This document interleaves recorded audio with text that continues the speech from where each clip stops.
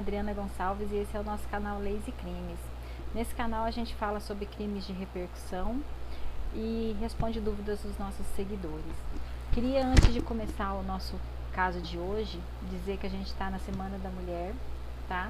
Então, assim, eu vou tentar postar um vídeo por dia durante essa semana, contando casos de crimes que envolveram violência doméstica, tá bom?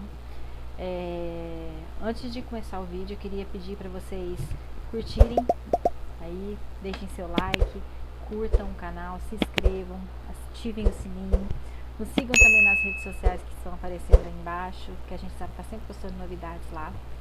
E vamos ao tema. Eu queria fazer um parêntese primeiro, com aspas, antes de começar a falar do tema, a respeito de uma coisa que aconteceu essa semana, assim, muito desagradável, com um deputado estadual, Arthur Durval, né, conhecido como Mamãe Falei, que numa infeliz, vamos chamar de infeliz, né, uma infeliz fala dele, algo assim, fez uma fala muito preconceituosa e machista com relação às mulheres na Ucrânia. Eu queria deixar bem claro que nenhum tipo de violência contra a mulher deve ser aceito. E esse tipo de coisa é um tipo de violência, é uma agressão psicológica, é uma agressão social, é uma agressão contra a imagem da mulher já tão fragilizada. Você fazer isso com uma mulher normalmente já é uma coisa super reprovável. Você fazer isso com uma mulher numa situação de guerra não tem nem nome, sabe? Não tem nem nome. Eu só tenho uma palavra para dizer, olha, independente de qualquer coisa política, de qualquer posição política, de qualquer posicionamento político, seja lá de quem for, eu só tenho uma palavra para essa pessoa, para esse rapaz, que ele é um idiota. Só isso. Bom, o nosso tema de hoje, a gente vai falar sobre o caso Ângela Diniz. Um caso que é um caso antigo, tá, gente? Não é nem da minha época, né, digamos assim. Eu nasci em 80, esse caso é da década de 70. O assassinato ocorreu mais especificamente em 78, se eu não me engano, 74, alguma coisa assim. Então, assim, é um caso bem antigo, muitas pessoas não vão se lembrar, tá?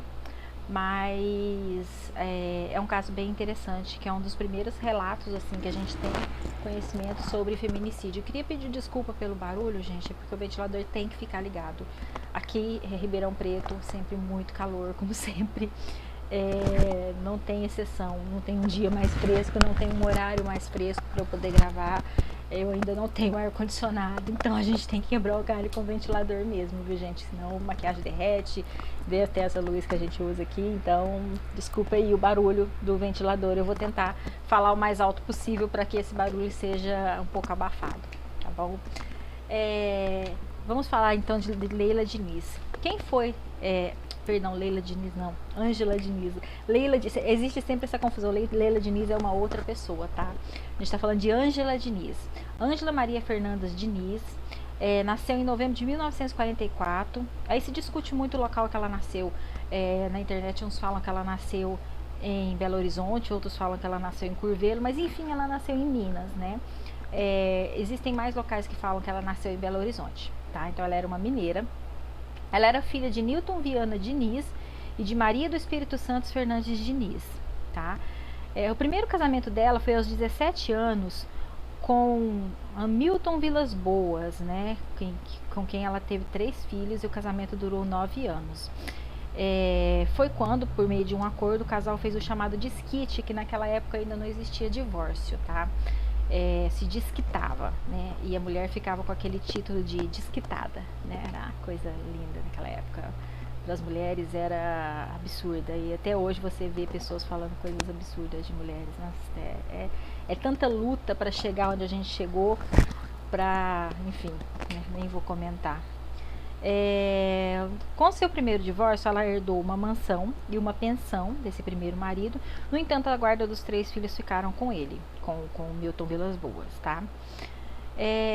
Primeiro escândalo que ela se envolveu foi em 1973, quando o caseiro da mansão dela foi encontrado morto, com as calças arriadas, e ele se chamava José Avelino dos Santos, era conhecido como Zé Pretinho. Ele foi encontrado morto na porta da casa dela, tá? Com um tiro no rosto. Ele tinha sido morto na noite anterior com um tiro no rosto, tá? Ele foi encontrado próximo à janela da casa dela com uma faca na mão, né, e sem as calças. Ela assumiu toda a culpa a princípio, né, mas a perícia comprovou que não poderia ter sido somente ela, que tinha uma terceira pessoa no lugar. Foi quando ela teve que assumir que era amante de Tuca Mendes, que era herdeiro da empresa Mendes Júnior, né, da empresa grande Mendes Júnior, que ele era casado, então eles eram amantes. E ela assumiu o crime com a intenção de proteger ele, por ele ser casado, evitar um escândalo que naquela época ia ser uma coisa bem pesada, né? Hoje seria, imagina naquela época. Tuca alegou na sua defesa que viu o vulto passando pela casa da Ângela e que ele atacou, e ele acabou por legítima defesa reagindo e matando o rapaz, né? Outros dizem que existem aí boatos, né, que são as ramificações aí do caso, né, o que eles dizem sobre o caso, é que Ângela tinha um caso com esse Avelino, né, e que o Tuca teria descoberto e por isso teria matado ele. Só que outras fontes dizem que isso seria muito difícil, porque a Ângela Diniz era extremamente preconceituosa para ter um caso com um homem negro, já que o Avelino era um homem negro, né.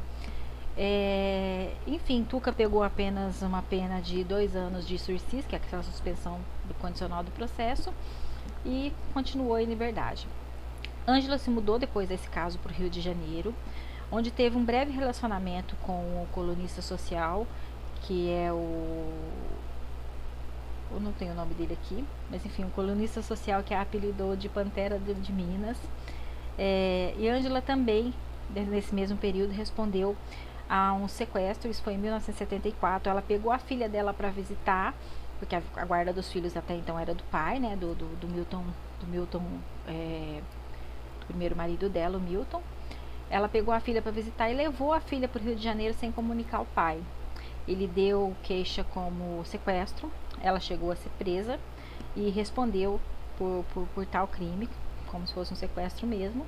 E também em 1975 ela também foi presa por esconder drogas em sua residência, mais de 100 gramas de maconha. Só que ela falou que era viciada, que a droga era pro vício dela, e conseguiu aí responder em liberdade. Enfim, em que pese as polêmicas sobre a conduta dela, né, que ela era uma mulher muito... Na verdade, ela era uma mulher um pouco à frente do seu tempo. Ela era uma mulher muito livre, uma mulher muito liberal, uma mulher muito sedutora, muito bonita, né? E um pouco à frente do seu tempo, que não era aceito naquela época pela sociedade, né? Uma mulher que sabia o que queria e o que não queria não era uma coisa muito aceita pela sociedade naquela época. Ser uma mulher assim naquela época era algo condenável, né?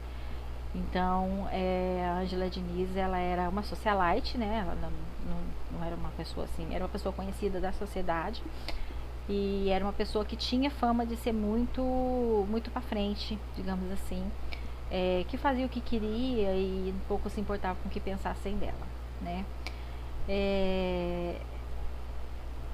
Nada disso, claro, justifica a morte dela, né? Nenhuma dessas condutas, né?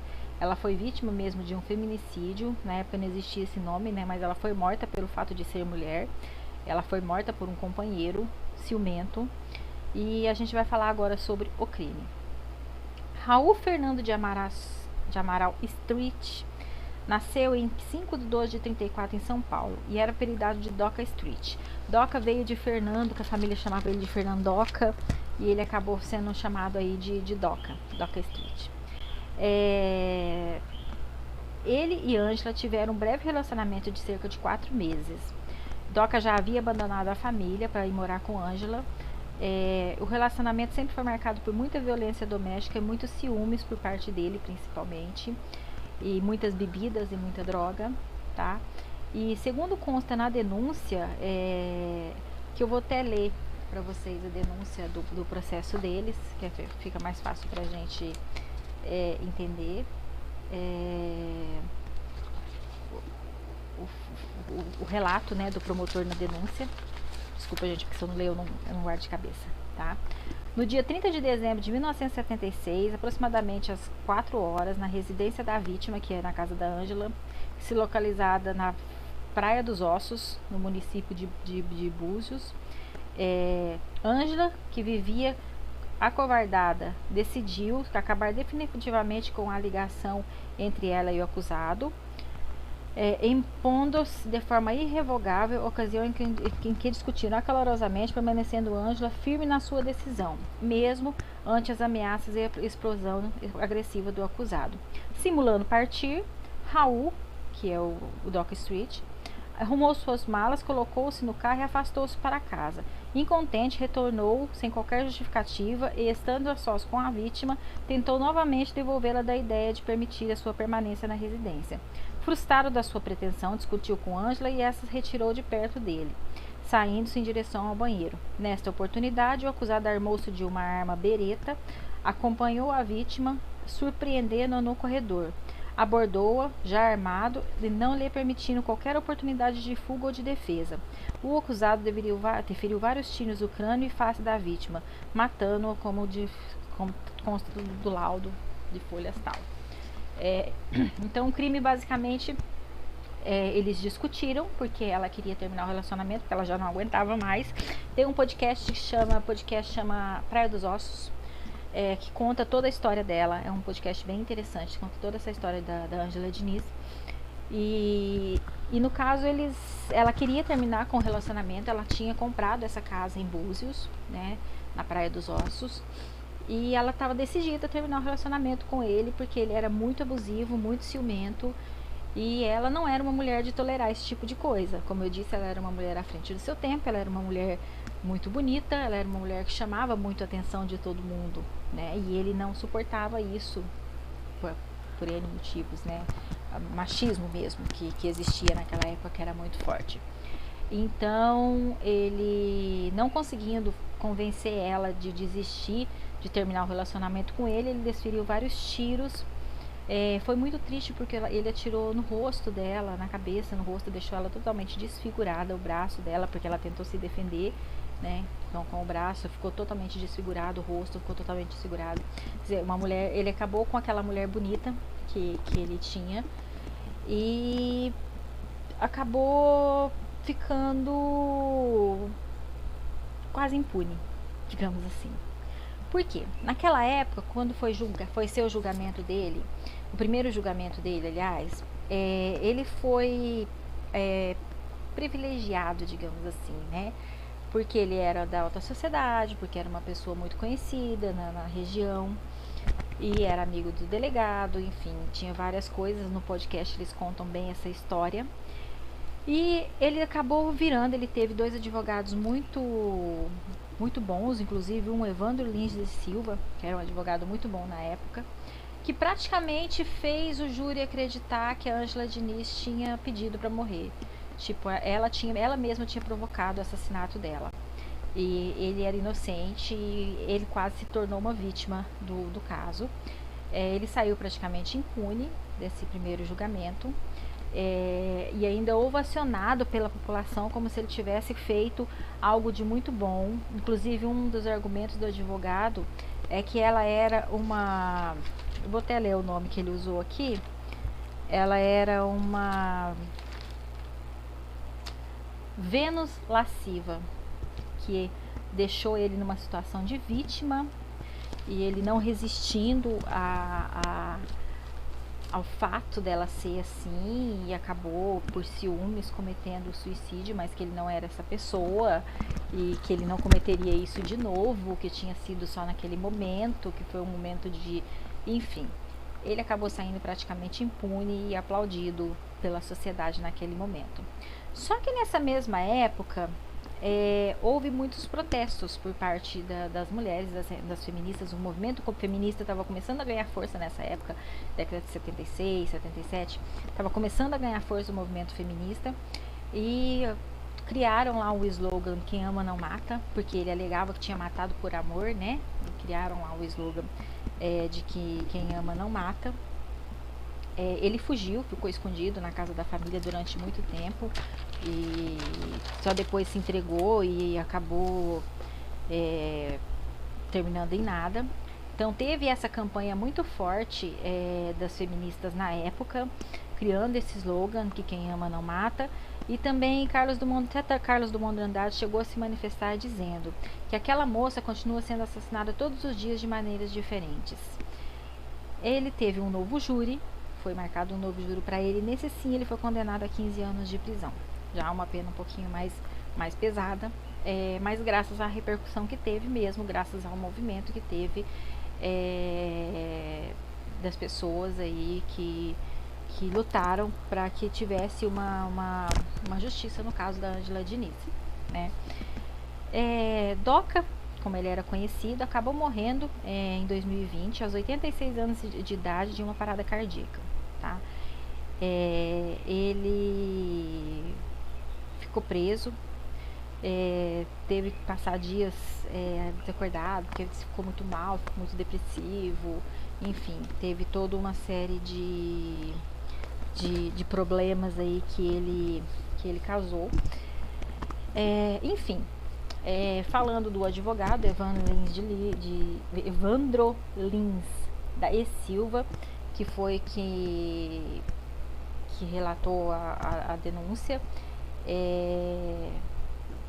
ele conta, né, como que foi.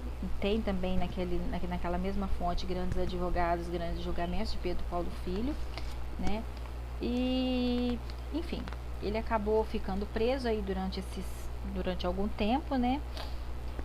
Inclusive algumas palavras do advogado no julgamento que são bem marcantes. Por exemplo, senhores jurados, a mulher fatal encanta, seduz, domina, como foi o caso de Raul do Amaral Street.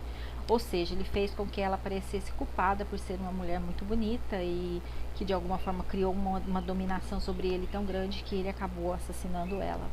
Umas coisas meio absurdas para o nosso tempo, mas vendo aí as coisas que a gente anda vendo recentemente também, a gente percebe que não é tão absurdo e nem tão longe assim, nem parece que a sociedade evoluiu tanto, né, de lá para cá. A mulher, ela conseguiu muitos direitos, porque deveres ela já tinha, né? A gente só conseguiu alguns direitos. Eu, como mulher, como advogada, como criminalista, já passei por muita coisa, principalmente em ambientes que são predominantemente masculinos, como delegacias.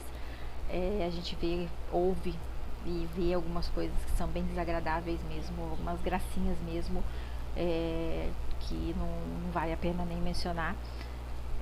Mas a gente continua lutando, né? A gente continua forte, a gente continua seguindo.